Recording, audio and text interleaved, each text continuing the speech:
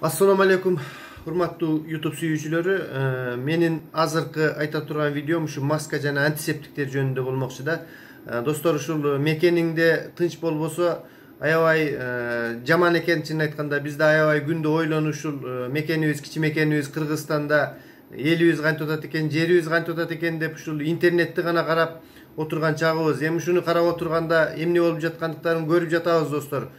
Бизде ушундай бир кандайдыр бирөөлөрдөн талап кылуу күч го дайым эле, өзүң эме эмесин иши кылып бирөөлөр сени обеспечить бериш керек. Мына кечетен бери көрүп жатабыз, маска жок, кокуяна маска 40 сомго чыгып кетти, маска мынча сомго чыгып кетти, антисептик жок деп ушул маска менен антисептиктин проблемасын улуттук чоң бир проблемага айландырып, ызы чуу, уруш жаңжал болуп жаткандыктан ушул интернеттен көрүп жатабыз, достор. Эми бул маска биздин Кыргызстанда эле эмес, чын айтканда Россиянын ушул килтейген чоң Санкт-Петербург шаарында деле жок азыр. Чын айтканда мен канча аптекаларга кирип эме кылдым, элдин баардыгы паника кылып же башка кылып жаткан жери жок.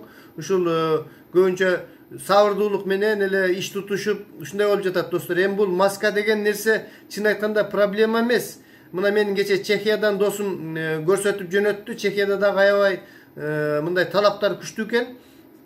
Маскаларды биз өзүбүз эле жасап алып жатабыз дейт. Баягы эски шейшептерди эле тазалап, жууп туруп, 3-4 кабат кылып, үтүктөп, тазалап, анан ошону эме кылып алса эле маска да. Эми ошонун баардыгы эле проблема. Бизде эмне көп, материал көп. Ошондой эле көчөгө чыккыңар келип, ушундай кыйналып атсаңар 25-40 сомдон сатып алгандан көрө ошондой 1-2 метр материал эме кылып, аны дагы 2-3 жолу колдонууга болот. Себеби бир 2 саат, 3 саат жүргөндөн кийин кайра алып келип, жууп тазалап, хлор менен эме кылып туруп, кайра үтүктөп, кайра иштетүүгө болот да, достор. Ушул эми маска дегенди проблема кылып эле анан ызылдап эме кыла бергенибиз уят го. Элдин баардыгы эле башка жактарда деле ошондой биздин Камчыбек Ташиевдей болуп келип, маска таратып, башка кылып аткан жери эч ким жок, достор, чын айтканда. Ар кимибиз өзүбүзгө дагы кичине, бир аз кичине болсо дагы жоопкерчилик болуш керек да акыр. Анан масканы бирөө алып келип береби, жок болсо өзүң үйүңдө тигип алып туруп көчөгө чыккын. Же болбосо көчөгө чыкпай отур, сага эмне масканын кереги бар? Үйүңдө отурсаң эч жака чыкпагыла.